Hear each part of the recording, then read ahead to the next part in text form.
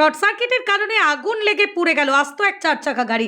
ছাতনা থানার অন্তর্গত সরবেরিয়া বাগাতাপোল রাস্তার মাঝে শিউলিগড়ায় রবিবার সকাল 10টা নাগাদ একটি চলন্ত চার চাকা গাড়িতে আগুন লেগে ব্যাপক চাঞ্চল্য ছড়ায়। পরে ঘটনাস্থলে এসে ছাতনা থানার পুলিশ পৌঁছয়। খবর দেওয়া হয় দমকলের একটি ইঞ্জিন এসে আগুন নেভায়।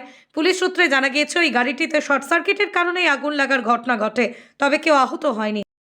গাড়ি নিয়ে পেরোচ্ছিলাম, পেরোতে দেখি যে শিউলিগড়িয়ার যেটা সরবেরিয়ার রাস্তা, সেই রাস্তাটার থেকে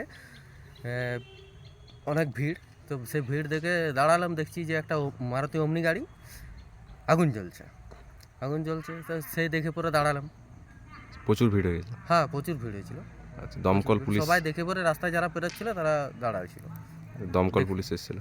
পুলিশ এসেছিল, দমকলে এসে পরে আগুন নিয়ন্ত্রণে এনেছে। কটা ইঞ্জিন এসেছিল দমকলের? দমকলের একটাই ইঞ্জিন এসেছিল। আচ্ছা, কি করে আগুন লাগলো কি জানা গেছে? না, ওটা তো বলতে পারবো না, আমরা তো রাস্তায় বেরোচ্ছিলাম, ওটা কি করে বলবো, আমরা তো পরে দেখলাম। কি নাম আপনার? মানে দীপ কর্মকার।